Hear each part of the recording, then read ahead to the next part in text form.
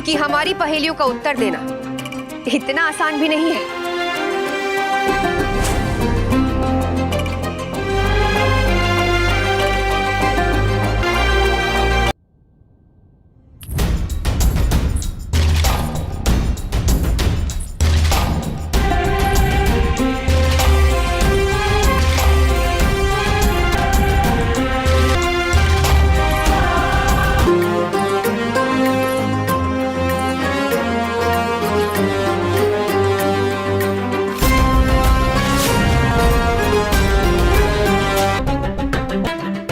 अपना मस्तक झुक और हार स्वीकार कर लीजिए। कहीं ऐसा ना हो कि आपकी वर्षों की प्रतिष्ठा इस बुद्धि युद्ध की बलि चढ़ जाए। पंडित रामाकृष्ण जी।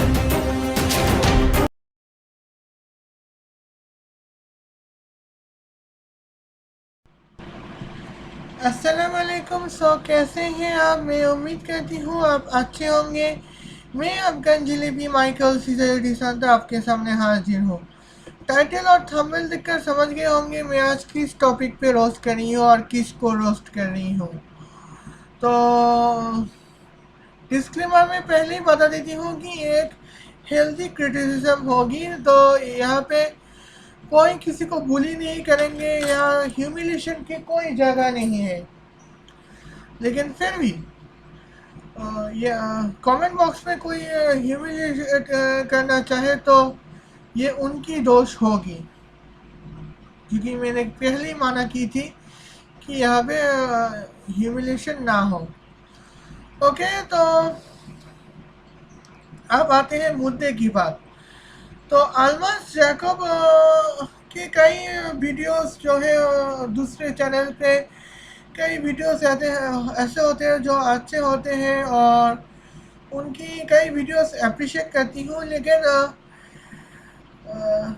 जिन टॉपिक के है अल्मास जैकब ने वीडियो बनाई है उसके रिलेटेड चैनल में मैं आए दिन रोस्ट करती रहती हूँ, क्योंकि आए दिन ऐसे अल्मास जैकब ने ऐसे बात करते हैं जो बिल्कुल जायज़ नहीं है और जो बात बिल्कुल सही नहीं है।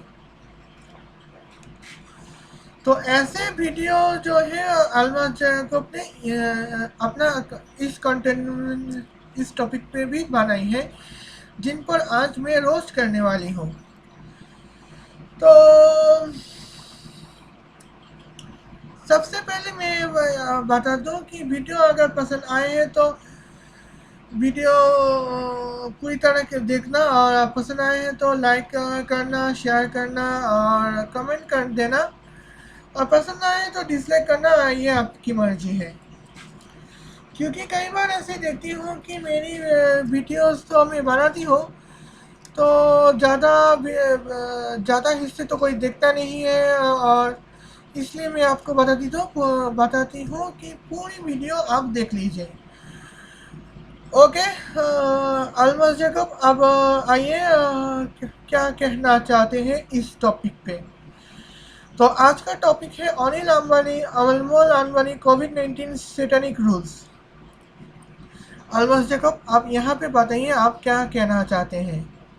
Welcome to Almas Jacob news. मैं हूं अलमास जैकब और आप देख रहे हैं Anil Ambani son Anmol Ambani lashes out at कोविड-19 कर्ब्स।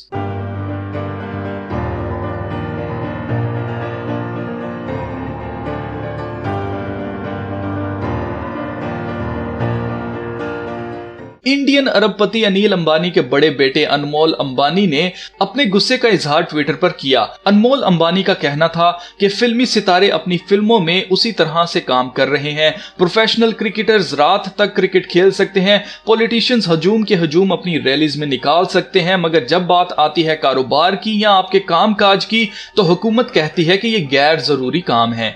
पिछले साल कई महीनों तक लॉकडाउन रहने की वजह से इंडिया की इकोनॉमी को 2.9 ट्रिलियन बिलियन डॉलर्स का नुकसान हुआ। और इस साल फिर से कोविड के मरीजों की तादाद में इजाफा हो रहा है, जिसकी वजह से मुल्क में फिर से लॉकडाउन लगाया जा रहा है। State home of financial hub Mumbai ने सख्ती से गैर जरूरी कारोबार बंद करवा दिए हैं। इसी तरह नई दिल्ली में रात के वक्त कर्फ्यू भी लगाया जा रहा है। अनमोल अंबानी ने बहुत सी रीट्वीट्स की जिनमें #scamdemic इस्तेमाल किया गया। मतलब कोविड एक धोखा है। अनमोल का कहना है कि हुकूमत कोई शैतानी प्लान के ऊपर काम कर रही है जिसका ताल्लुक आम आदमी की भलाई से हरगिज नहीं है। अनमोल अंबानी का कहना है कोविड का हमारी सेहत से यानी कि हेल्थ से कुछ भी लेना देना नहीं है, इट्स ऑल अबाउट कंट्रोल। मेरे ख्याल से पिछले 5 सालों से मैं आपको यही बता रहा हूं कि इस दुनिया के एलीट्स जो पर्दे के पीछे से काम करते हैं वो ऐसी हुकूमत लाना चाह रहे हैं जिसमें हमें हर तरह से कंट्रोल किया जाए, और आज वही सब कुछ आपके सामने है। दुनिया की तारीख में ऐसा कभी नहीं हुआ था जब शैतानियत इतनी अरूज पर हो कि हर एक इंसान पर टोटल कंट्रोल रखा जा सके, हर मुल्क हर सल्तनत इबलीसी ताकतों की ताबे हो। आज से पहले ये कभी भी मुमकिन नहीं था। UN का बनाया जाना इसी मकसद के लिए था जिस पर आज काम तकरीबन मुकम्मल हो चुका है, और हम दुनिया की आखिरी बादशाहत यानी मुखालिफ मसीह की बादशाहत को अपनी आंखों से देखने वाले हैं। कलाम मुकद्दस में लिखा है कि ये वक्त इतना मुश्किल होगा जितना दुनिया के शुरू से कभी नहीं हुआ था।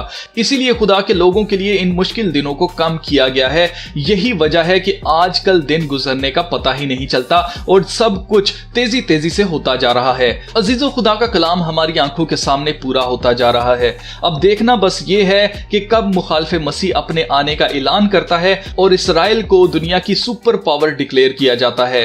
तीसरी हैकल पर नजर रखना, क्योंकि वो इस दुनिया के खात्मे और यीशु मसीह की दूसरी आमद की अल्टीमेट निशानी और गवाही है। इब्लीस को पूरी तरह से हुकूमत करने के लिए इस जमीन पर 7 साल दिए गए हैं, जो कि जमीनी 7 साल हैं, जो कि मुखालिफ मसीह के तख्त संभालने से शुरू हो जाएंगे। 7 साल बाद दुल्हे को आने में देर लगेगी, यानी कि यीशु मसीह को आने में देर लगेगी, जिसका जिक्र हम दानियल नबी की किताब में पढ़ सकते हैं। और कुछ देर के बाद यीशु मसीह वापस आ जाएंगे और तभी मुखालिफ मसीह और उसके झूठे नबी को आग और गंधक की झील में डाला जाएगा।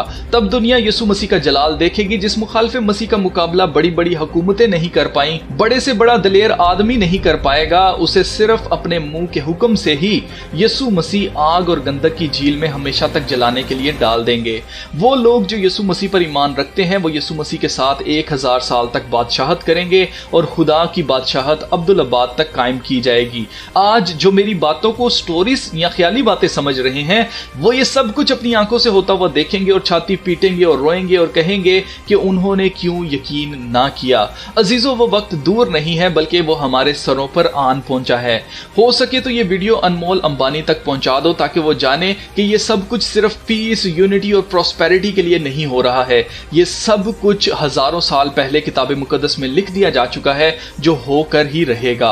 अंबानी फैमिली के साथ चाहे पूरा इंडिया ही क्यों ना खड़ा हो जाए, मुखालिफ मसीह आएगा और ये सिस्टम जो लाया जा रहा है इसको जरूर लाया जाएगा। इंसान के पास सिर्फ यही इख्तियार है कि वो अपनी जान की फिक्र करे और यीशु मसीह पर ईमान लाए। तुम्हें क्या लगता है कि ये सब कुछ सालों से ही प्लान हो रहा था? जी नहीं, ये सब कुछ 6000 साल पहले से ही इब्लीस कोशिश कर रहा है कि वो पूरी दुनिया पर बादशाहत कर सके, जिसे अब तक खुदा ने रोक रखा था। मगर जैसे हर चीज का एक शुरू और एक अंजाम होता है, उसका खात्मा होता है, वैसे ही हमारी जमीन का भी एक शुरू और उसका अंजाम है, उसका आखिरत है, उसका खात्मा है। इस वक्त दुनिया अपने अंजाम की तरफ बढ़ रही है। तो चलिए मिलते फिर नेक्स्ट वीडियो में, तब तक अपना बहुत सारा ख्याल रखिएगा। खुदा हाफिज। तो ये वीडियो तो जो है मैं 17 पॉइंट मैंने निकाली है और इस वीडियो से। तो इस वीडियो में कुछ वीडियो में स्क्रीन शॉट दिखाऊंगी और कुछ वीडियो शायद मैं स्क्रीनशॉट ना भी दिखा सकती हूँ। तो खैर ये स्क्रीनशॉट वीडियो आप देख सकते हैं, तो यहाँ पे भाई बड़ी मेहरबानी होगी। तो आप प्लीज़ मुझे सपोर्ट कीजिए, वो बहुत अच्छे लगेंगे। यहाँ मेरी दूर का नज़र कमज़ोर है, इसलिए मैं चश्मे पहन रखी हूँ और छोटे लिखावट का नज़र मेरा कमज़ोर है। तो खैर यहाँ पे तो अब यहाँ पे बात आऊँगी। तो पहले पॉइंट में जब कहना अनवर जैकब कहना चाहते थे कि इंडिया की अरबपति अनिल अंबानी, तो आप जानते हैं कि अरबपति किसको कहा जाता है? तो अरबपति का मतलब होता है बिलियनियर। तो बिलियनियर उसे कहा जाता है जिनके पास 1 बिलियन, 2 बिलियन, 3 बिलियन, 4 बिलियन से लेकर 100 बिलियन तक प्रॉपर्टीज हो, तो एसेट्स हो। तो अगर लिबर्टीज को ऐड करें तो भी मिनिमम 1 बिलियन होना चाहिए। तो यहाँ पे देखते हैं कि अनिल अंबानी की नेट वर्थ क्या है। तो यहाँ मैंने स्क्रीनशॉट मैंने रिकॉर्ड कर ली है। तो अनिल अंबानी की जो नेट वर्थ जो है वो भाई 82.5 मिलियन यूएस डॉलर सिर्फ एसेट, और उसके हिसाब से अगर उनकी लेबलिटीज यानी इनकी कर्ज की बात करें तो वो है 305 मिलियन यूएस डॉलर। तो लिबलिटीज और एसेट अगर मिला भी दे तो अप्रोक्सीमेटली 390 मिलियन यूएस डॉलर्स होंगे। तो अल्मस जैकब ने यहाँ अरबपति कहा था, देखती हो, हाँ। तो अल्मस जैकब आप यहाँ पे अरबपति की बात की थी। तो अनिल अंबानी अगर अरबपति होते तो कम से कम 25 बिलियन यहाँ पे यानी कि 25 E9 at least 1 E9 US dollar होते, यानी कि 1 बिलियन यूएस डॉलर होते यहाँ। लेकिन यहाँ पे तो मिलियन यूएस डॉलर एसेट है और जो लिबर्टीज है वो भी मिलियन में ही है। तो आप यहाँ पे मल्टी मिलियनियर कह सकते हैं, लेकिन अरबपति यहाँ पे नहीं, उनको नहीं कह सकते, क्योंकि अरबपति का मतलब होता है बिलियनियर, नॉट मिलियनियर। वेल, एक गलती निकाली है, अभी और गलती निकालना बाकी है। तो दूसरी बात तो ये है कि point number 2, Indian imbalance of duty expose by Anmol Ambani. तो अल्मस जैकब ने कहा कि इंडिया में आजकल रैली करना अलाउड है, बॉलीवुड वाले काम कर सकते हैं, क्रिकेटर्स वाले क्रिकेट खेल सकते हैं, लेकिन हम यहाँ पे गए कानूनी अगर करें हम ज़रूरी काम पे अगर बाहर भी जाए तो ये गैर कानूनी होंगे। वेल, तो हो सकता है अनमोल अंबानी ऐसा कहा हो या फिर ना कहा हो। तो ये बात सच है कि आजकल इंडिया पे जो है इलेक्शन चल रहे हैं और इलेक्शन जीतने के लिए तो हर मुमकिन कोशिश की जा रही है। इनमें से है तो यहाँ पे रैली निकल के आए हैं। तो रैली में कभी कभी हम भूल जाते हैं कि रैली में 1000 लोगों को निकालना होता है और 1000 लोग यहाँ पे रैली में नहीं समा सकते। तो यह रैली तो ये बात सच है। यहाँ पे हर कई मुल्क, ये सिर्फ इंडिया नहीं, कई मुल्क ने ऐसी गलती की है, जब पॉलिटिकल रैली हो तो लाखों लोगों की भीड़ होती है, तो इनमें से सोशल डिस्टेंस का भी नहीं मिलता।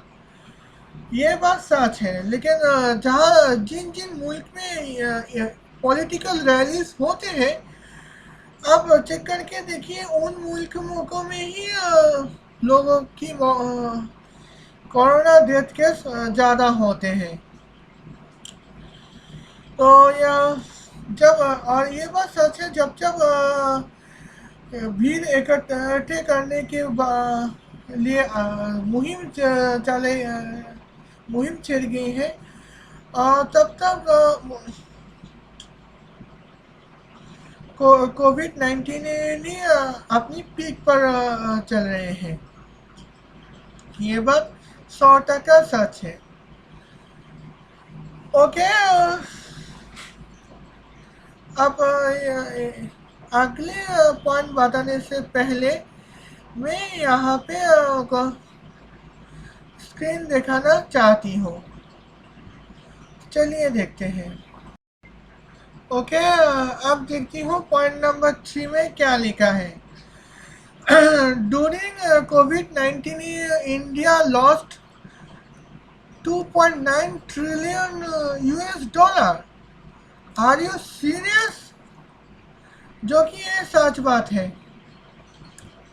तो आप खुद ही देख लीजिए, यहाँ पे इंडिया की लिस्ट, जीडीपी की लिस्ट, तो यहाँ पे देखा जा रहा है Indian GDP in US billion US dollar देखा जा रहा है। तो आप ओके, तो आप यहाँ पे देख सकते हैं कि मैंने एक स्क्रीनशॉट निकाली है, तो उसके हिसाब से क्योंकि मैं बांग्लादेश में रहती हूँ, यहाँ पे कुछ स्क्रीनशॉट की कुछ हिस्से बांग्ला में लिखी जाएगी, वो इग्नोर कर देना। क्या यहाँ पे जो सन 2018 में के हिसाब से इंडिया की जीडीपी 2713 बिलियन US डॉलर, यानी कि यूँ कहो कि 2.71317 ट्रिलियन US डॉलर। सन 2019 में जो है यहाँ पे 2.868 ट्रिलियन US डॉलर, और सन 2020 में यहाँ घट के 2.592 ट्रिलियन US डॉलर आ गई है, और सन 2021 में रिकॉर्ड प्रेडिक्शन किया जा रहा है यहाँ पे 2.833 ट्रिलियन US डॉलर।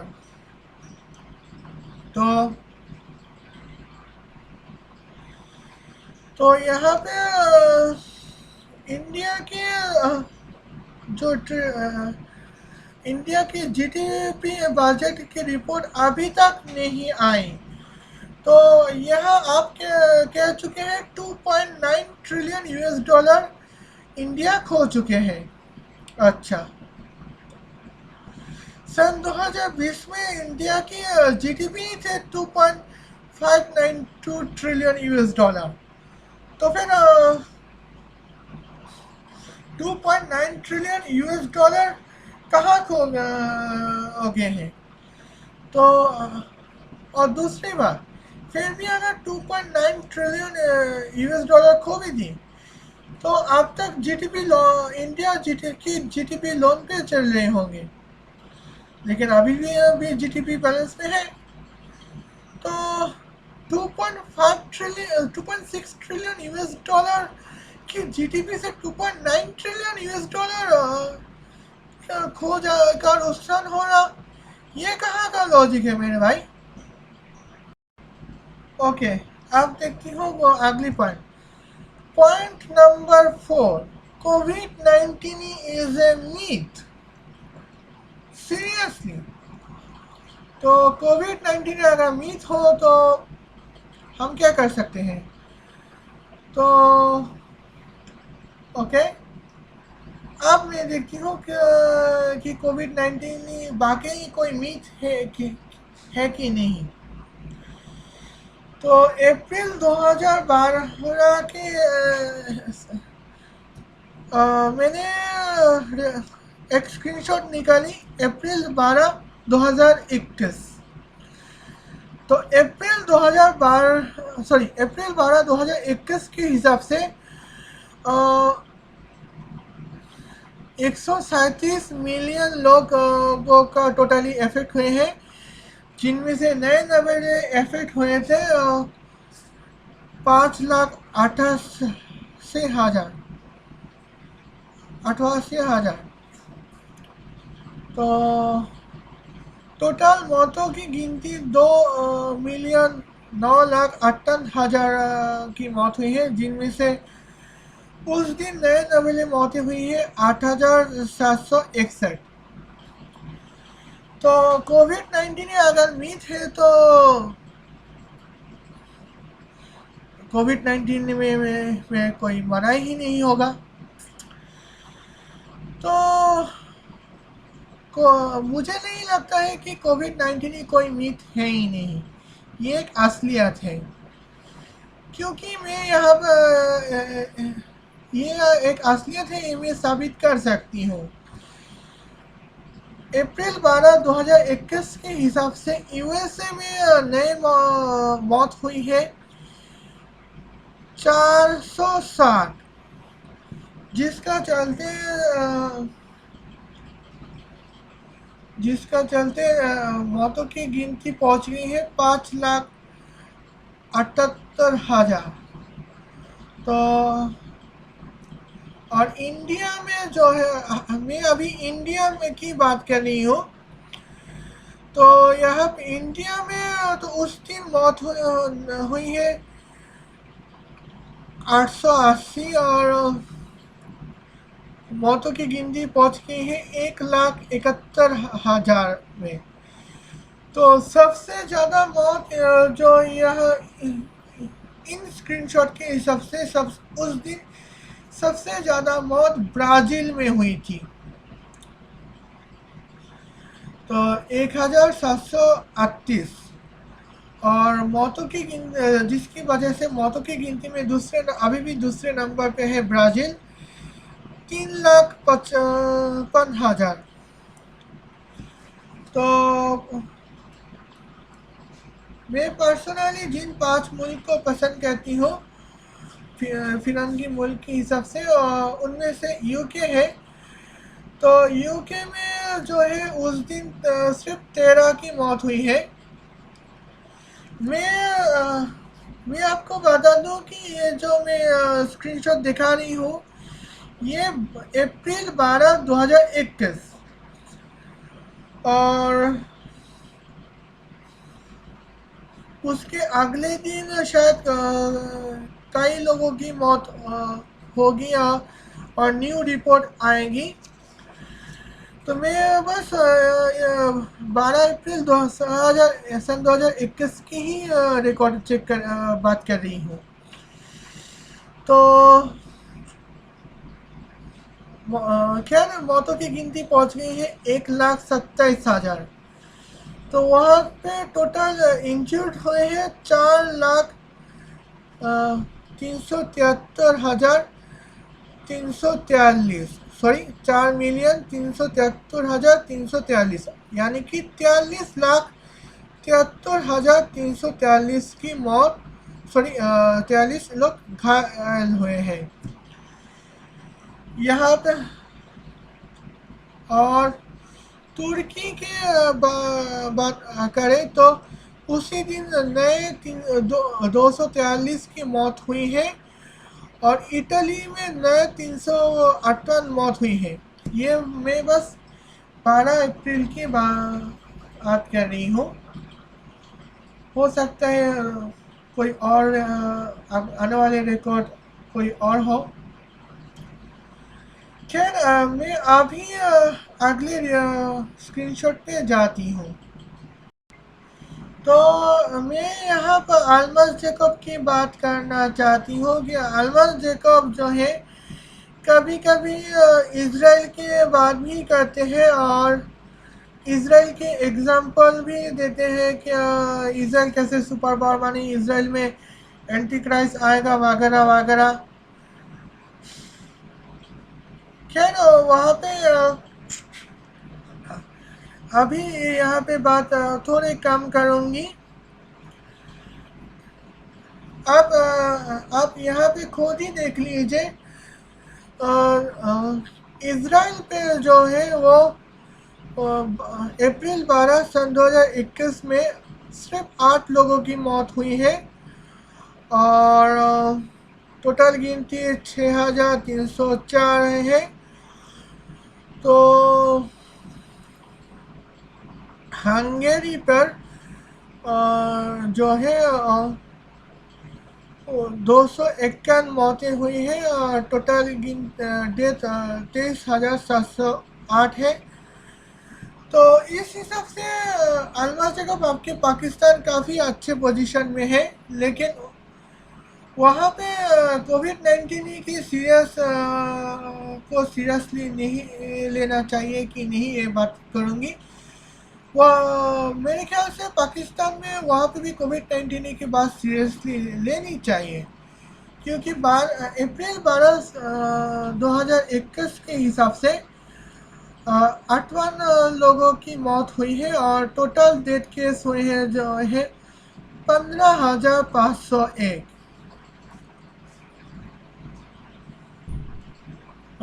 ओके, तो यहाँ पे तो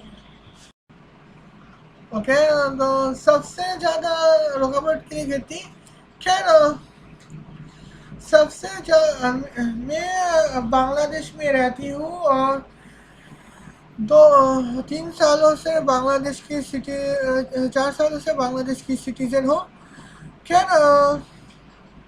बांग्लादेश में जो है 83 लोगों की मौत हो चुकी है उस दिन और टोटल मौतों की गिनती 9,822। तो उस दिन 83 लोगों की मौत हुई है।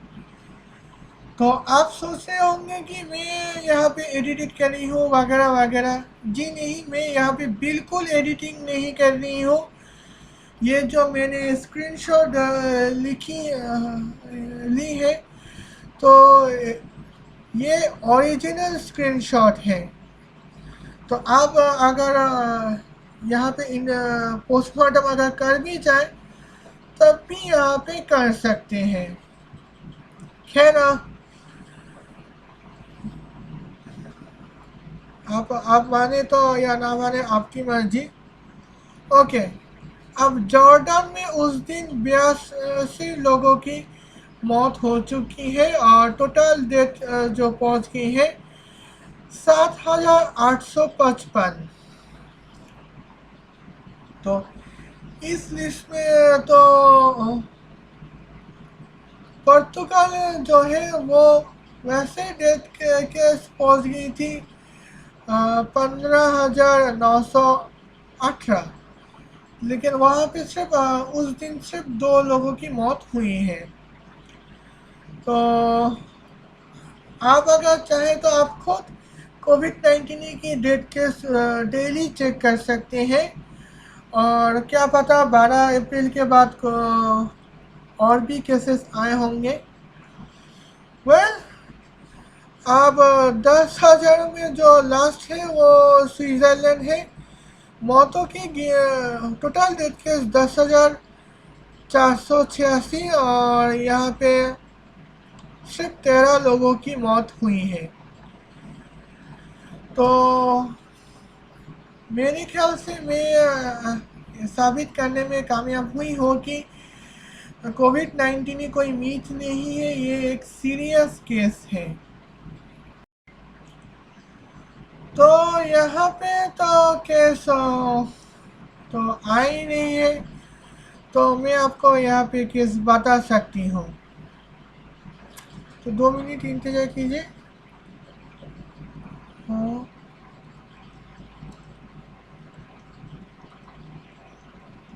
Okay.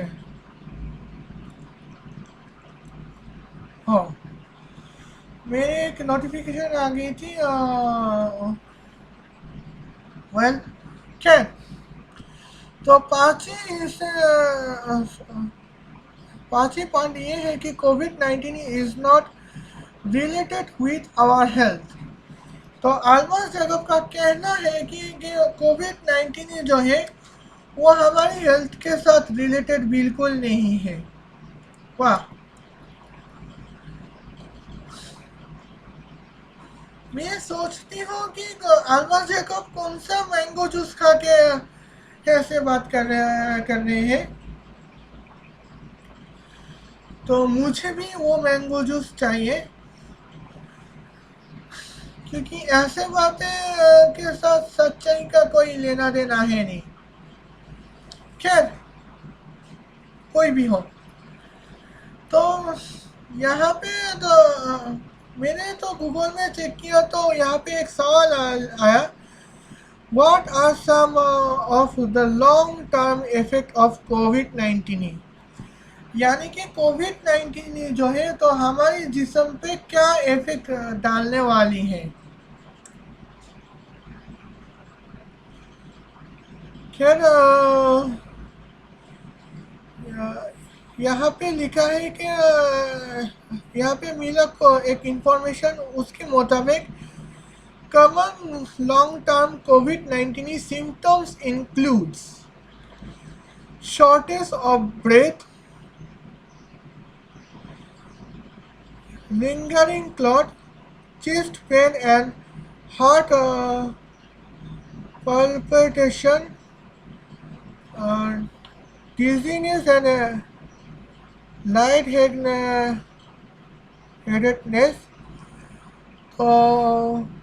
fraught with limited ability and to exercise and even perform activity in daily living, joint and muscle pain, loss of taste and smell, sleep disturbance with insomnia. तो यहाँ पे लॉन्ग टर्म में हमारा जो कोविड-19 हमारे लिए जो इफेक्ट करने वाले हैं वो है तो हमें सांस लेने में तकलीफ होगी, तो हम लंबे सांस नहीं ले पाएंगे। तो शुक्र है मेरे पास कोविड-19 नहीं हुई है, वरना मैं आज निकाब नहीं कर पाती, अगर या फिर निकाब अगर कर भी पाती तो भी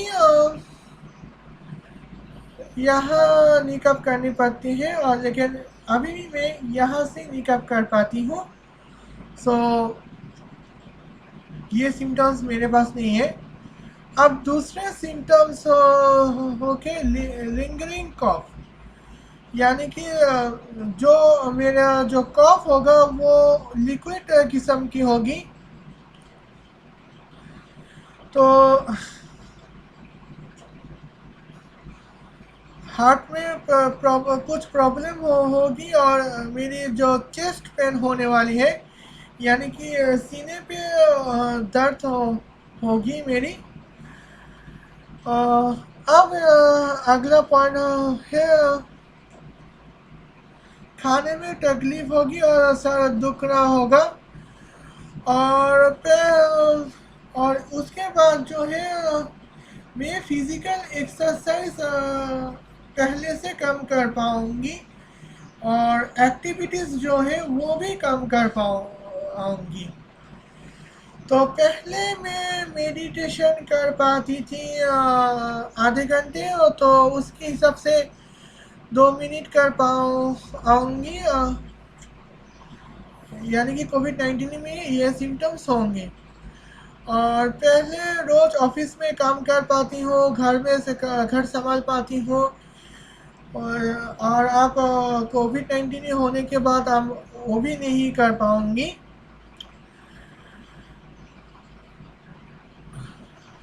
तो जॉइंट एंड मसल्स पेन, यानी कि हमारा यहाँ हाथों में अगर दर्द हो तो कोविड-19 में यहाँ पे जॉइंट में दर्द हो गए और हमारे यहाँ पे जो है मसल में दर्द हो गए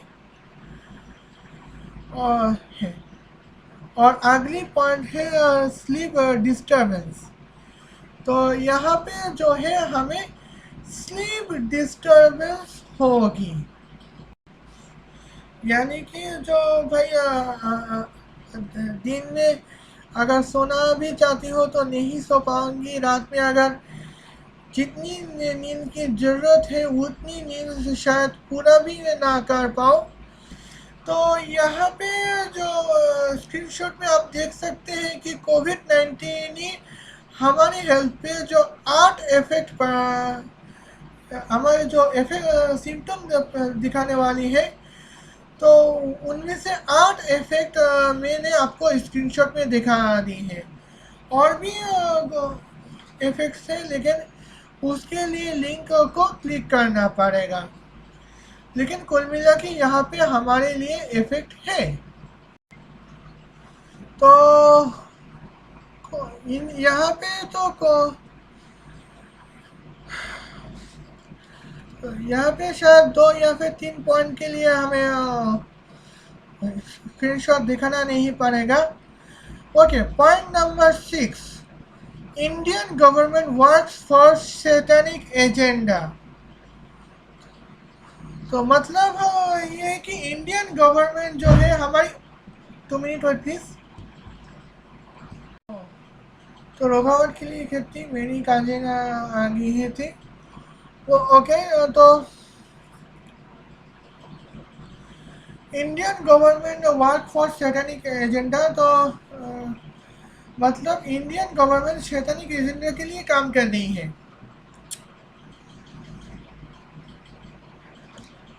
भाई इंडिया की गवर्नमेंट सैटेनिक एजेंडा के लिए काम कैसे कर रही है, ये तो मुझे समझ में नहीं आने वाला। क्योंकि हम कोविड-19 के में कभी इंडियन दोस्तों को जानती हो, तो कोविड-19 पीरियड के चलते हुए आप ऑनलाइन क्लास कर पा रहे हैं, जिसका वजह से स्टडी डिस्टर्बेंस ना हो और यहाँ पे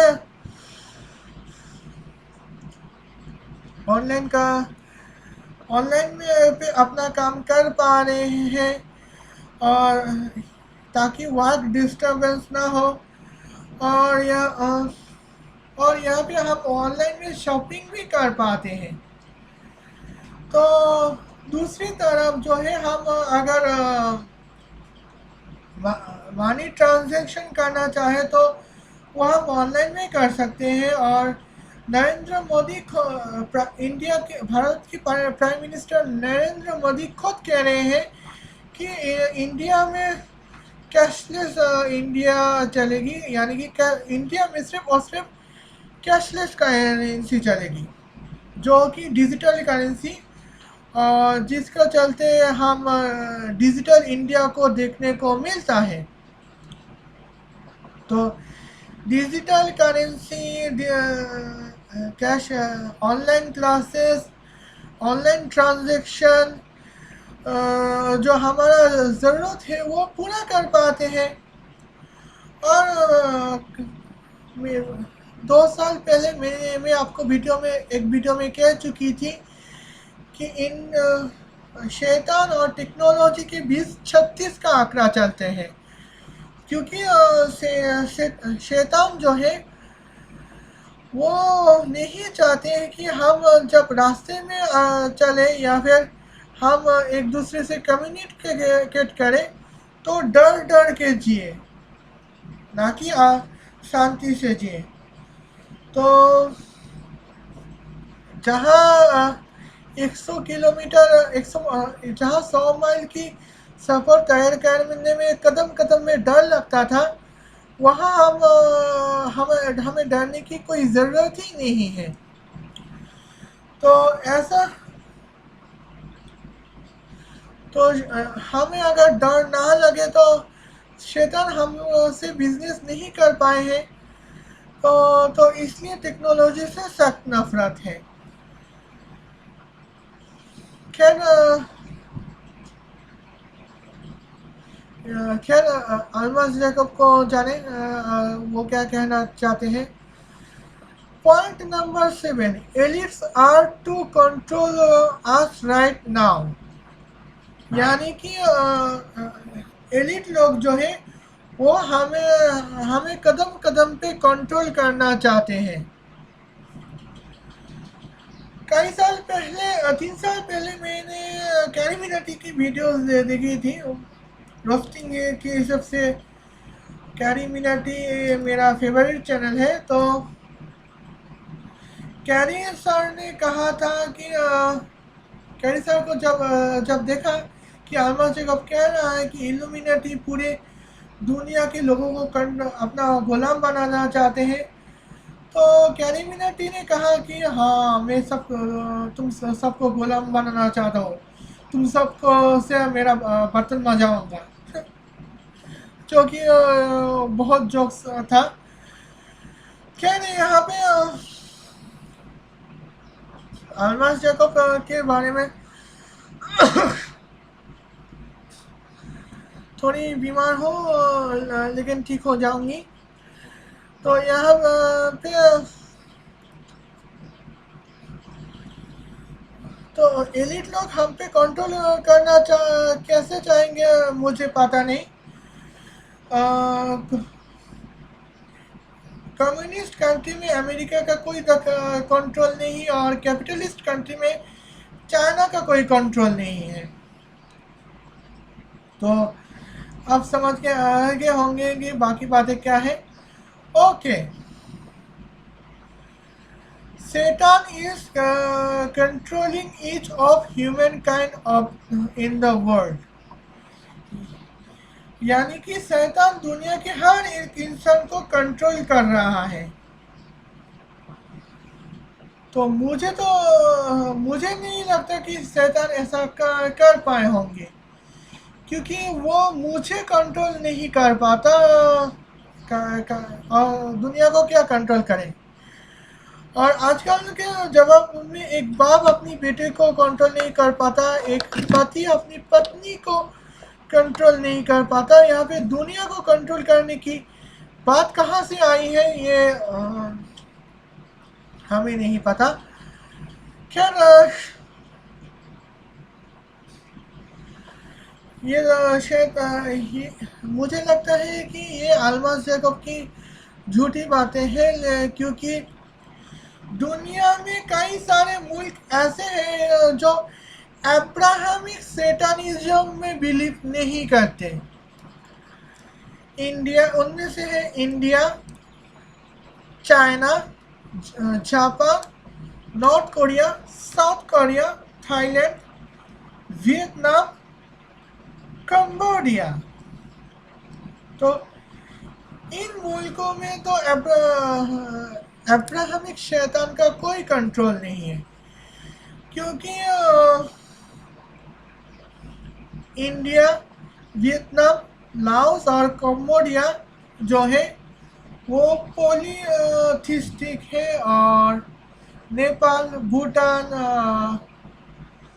जापान और नॉर्थ कोरिया, साउथ कोरिया जो है वो बुद्धिस्ट है। और चाइना जो है वो irreligious, I mean atheist country. तो चाइना जब खोदा पे यकीन नहीं है, तो शैतान में क्या खा के यकीन होगा। और शैतान में अगर जब यकीन नहीं करता तो शैतान उसको कंट्रोल कैसे कर पा रहे हैं ये हमें समझ में नहीं आता। Okay, point number 9, every country is in the power of Lucifer। तो यानी कि दुनिया के हर मुल्क जो है वो शैतान के कब्जे में आए हैं। तो भाई लेम जो जोक था। तो मुझे नहीं लगता कि दुनिया के कई कंट्रीज शैतान के कंट्रोल में आएंगे, क्योंकि जो बांग्लादेश में जिस मुल्क में रहती हूँ बांग्लादेश, वहाँ पे अभी भी तरक्की चल रही है। तो बांग्लादेश अभी भी अगर चाहे तो अभी भी तरक्की कर सकते हैं, तो उनको तरक्की करने से कोई नहीं रोक पा रहा। तो यहाँ पे जो अगर तरक्की करना भी चाहे तो वो खैर अपने ख्वाहिश में तरक्की कर सकते हैं। अगर हालांकि वहाँ पे अभी भी इस्लामोमेनिया चल रहे हैं। मेरा मतलब है कि हिफाजत के टेररिज्म चल रहे हैं, लेकिन मुझे उम्मीद है बांग्लादेश ओवरकम कर पाएंगे। और शैतान जो है वो चाइना को कंट्रोल नहीं कर पा रहा, क्योंकि चाइना जो है वो एथिस्ट कंट्री होते हुए भी तेज़ी से तरक्की कर रहे हैं। हाँ, ये बात और है कि ये चाइना एक एथिस्ट है, लेकिन फिर भी तरक्की तो तरक्की होती है। खैर, तो point number 10, only lame Christian could see Antichrist rule on the earth, जो कि ये बात सच है। तो अल्बर्ट जैकब जो देख रहे हैं कि दुनिया पे एंटी क्राइस्टों के हुक्म चल रहे हैं, तो हम जो क्रिश्चियन हैं वो मानते हैं कि हमारे यहाँ पे अगर एंटी क्राइस्ट के राज चले तो हम यहाँ मुसीबत में पड़ जाएंगे, और हमारा मुसीबत कम नहीं होगी बल्कि ज़्यादा देर तक बढ़ सकती है। लेकिन लेम क्रिश्चियन एंटी क्राइस्ट रूल इसलिए देख पा रहे हैं क्योंकि कई सारे डेवलप्ड क्रिश्चियन कंट्री जैसे England, America, Australia, Canada, Brazil, Germany, France, Mexico, ये मुल्क तेज़ी से तरक्की कर पा रहे हैं। लेकिन ये मुल्क जो है जो शैतान का राज कभी नहीं देख पाता, और देखेंगे भी कैसे। शैतान का राज देख पाने के लिए तो भाई मनबुद्धि होना जरूरी है। ये जो डेवलप्ड क्रिश्चियन कंट्री जो है वो अपने काम से काम रखते हैं, अपनी इकोनॉमी कैसे बढ़ानी है, अपनी इकोनॉमी को कैसे तरक्की करनी है, इनको बस वो काम होता है। और दूसरी तरह लेम क्रिश्चियन जो जिम्बाब्वे, तांजानिया, केनिया, इथियोपिया जैसे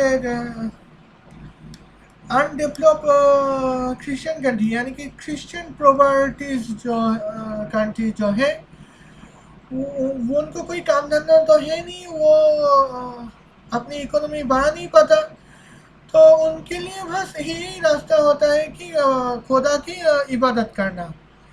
तो खुदा की ज़्यादा इबादत करें हम, आखिरात में जन्नत पाने के चांसेस बढ़ जाएंगे।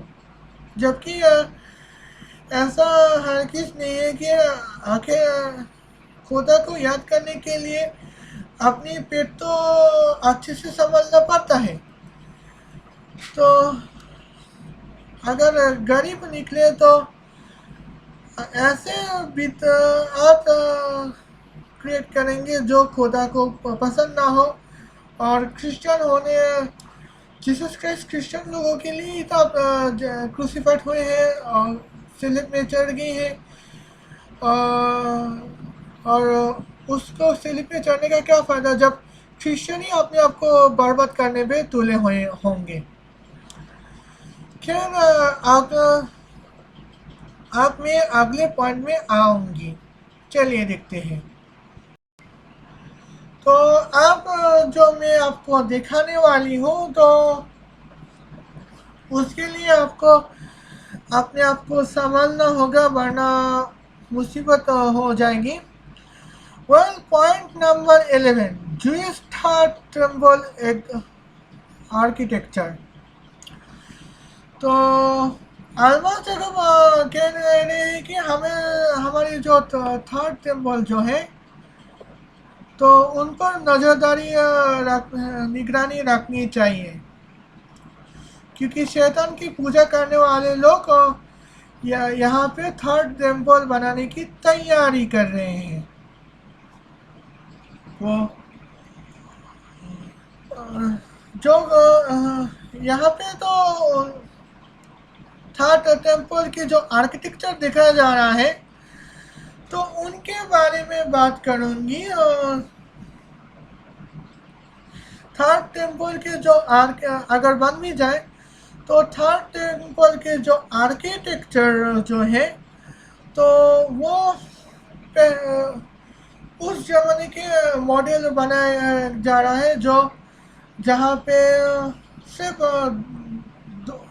दूसरी सदी या फिर तीसरी सदी, यीशु मसीह के पैदा होने की दूसरी सदी या फिर तीसरी सदी या फिर छठी सदी या फिर 10वीं सदी की बात होनी है।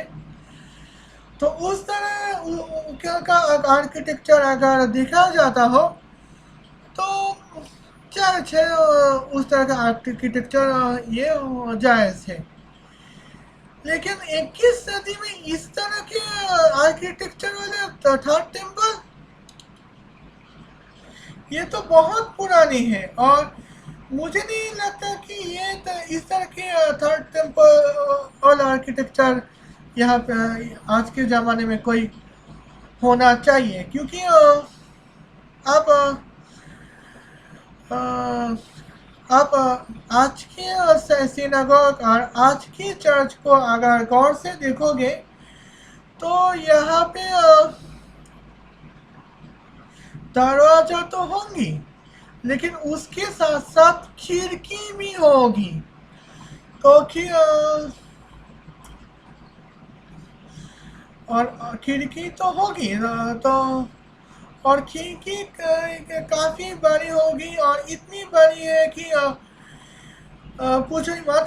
तो मैंने खुद कई बार होली रोजरी चर्च गए हैं, और मैं होली रोजरी चर्च में प्रे करने जाती हूँ। तो क्या यहाँ वहाँ पे मैंने देखा कि जो वहाँ पे दो तरह के चर्च देखा जाता है। वो एक है पहले ज़माने के चर्च, और वो दूसरे है आज के ज़माने के चर्च। आज पहले ज़माने के जो चर्च होते हैं, वो खिड़की नॉर्मल सी होती है, बड़ी होती है, और दरवाज़ा भी नॉर्मल सी होती है।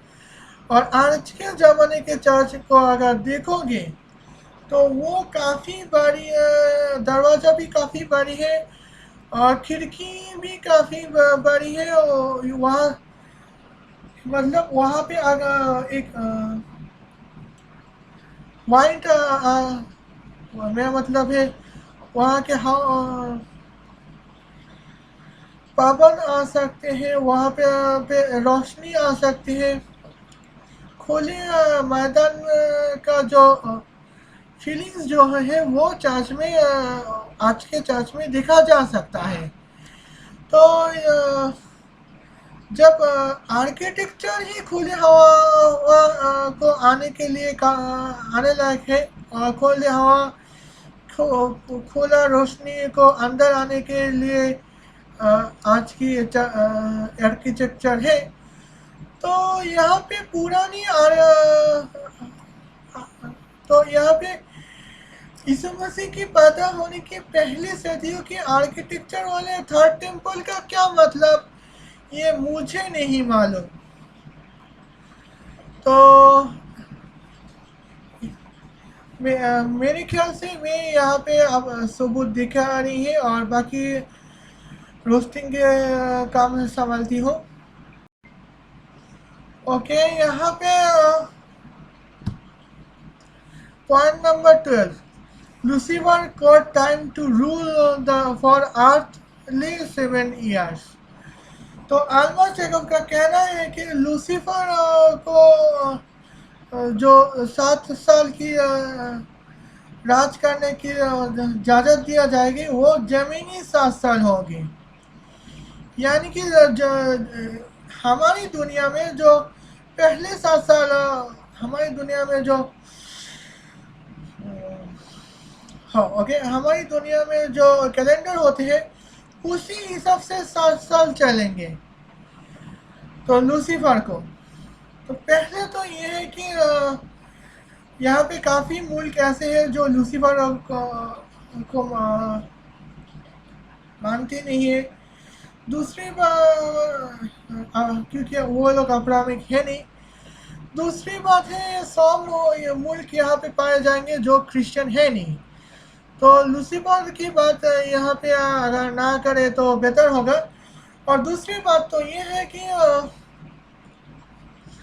7 सालों के लिए जो 7 साल के जो राज करने की इजाज़त दिए जाएंगे, तो यह खुदा ना खास्ता अगर वो 7 साल का ही आई ना हो तो क्या करोगे। Point number 13. Antichrist would be sent to lake of fire. तो एंटीक्राइस्ट को लेक ऑफ फायर में भेजा जाएगा और वो जीसस क्राइस्ट ही भेजेंगे। तो यहाँ पे लेक ऑफ फायर जो है वो रशिया में देखने को मिलते हैं। लेकिन एंटीक्राइस्ट आएंगे कहाँ से और एंटीक्राइस्ट आकर क्या करेगा, ये तो हमें समझ में नहीं आता। तो हो सकता है कि या फिर हो सकता है कि एंटीक्राइस्ट जब आएगा तब क्रिश्चियनिटी तब अब्राहमिक रिलीजन के बारे में दुनिया कभी सोचा ही ना हो। तो एंटीक्राइस्ट को क्या खाक पहचानेगा। Okay, point number 14. Only Jesus Christ beat Antichrist. None of elite countries could do it. तो अल्मास जैकब का कहना है कि जीसस क्राइस्ट जो है वो सिर्फ जीसस यीशु मसीह ही एंटीक्राइस्ट को हरा सकता है और एंटीक्राइस्ट को हराना इस दुनिया में एलिट मुल्कों की बस की बात नहीं है। अच्छा, मतलब एंटीक्राइस्ट अगर आएगा भी तो हमें बस ये सोचना चाहिए है कि जीसस क्राइस्ट आएगा, हमें बचाएगा वगैरह वगैरह। तो एंटीक्राइस्ट अगर आए भी है तो उनसे मुकाबला करने की ताकत हम नहीं रखना चाहेंगे, है ना। Point number 15। What would be administration of haven. तो हेवन जन्नत में जो एडमिनिस्ट्रेशन है वो क्या होगी। तो जीसस क्राइस्ट अल्लाह जैकब का कहना है कि जब यहाँ पे दुनिया में आएगा तो यहाँ अल्लाह जैकब का कहना है कि दुनिया में जब जन्नत का यीशु मसीह का राज चलेगा तो जन्नत जैसा ही राज होगा। तो यीशु मसीह के राज्य का जो है एडमिनिस्ट्रेशन क्या होगी, डेमोक्रेटिक, कम्युनिस्ट या फिर monarchy. Point number 16 and the last point is why are you forcing us to believe something is real while it is actually fake. तो जो एक सच बात है। तो इन लोग अल्मास जैकब हमें ये कहने की कोशिश करना चाहिए कि यीशु मसीह जब आएंगे और बाइबल के अनुसार जब दुनिया के हालात होंगे तो सारे लोगों को देखेंगे जो बाइबल और सारे लोग यीशु मसीह को बिलीव करेंगे। तो क्या यीशु मसीह को बिलीव करें या ना करें तो उनकी बात। बाइबल में जो लिखा है क्या बाकी दुनिया वैसे होंगी। ये तो क्रिश्चियनिटी की मान्यता है और हर मजहब हर धर्म में मान्यता अलग होंगे। तो इस्लाम में तो कुछ और ही मान्यता है कि दज्जल जब आएंगे तब क्रिश्चियनिटी खत्म हो जाएगी और हिंदू लोगों की मान्यता के हिसाब से तो दज्जल लोग कभी आ ही नहीं सकते।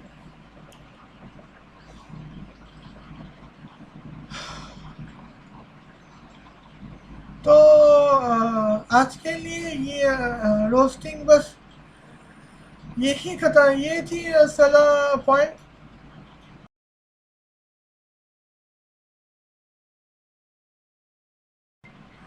आज के लिए बस इतना ही। उम्मीद है वीडियो आपको पसंद आया होगा। अगर वीडियो पसंद आए हैं तो लाइक कीजिए, कमेंट कीजिए और शेयर कीजिए ज़्यादा से ज़्यादा लोगों को, ताकि वीडियो बहुत जल्द से जल्द आपके पास पहुंच सके। और चैनल में नया है तो सब्सक्राइब कर सकते हैं और नहीं करना है आपकी मर्जी, और डिसलाइक करना चाहे तो आपकी मर्जी, लेकिन मुझे नहीं लगता कि डिसलाइक करके आपको कोई फ़ायदा होगा। खैर आज मैं सोने जा रही हूँ। अल्लाह हाफ़िज़।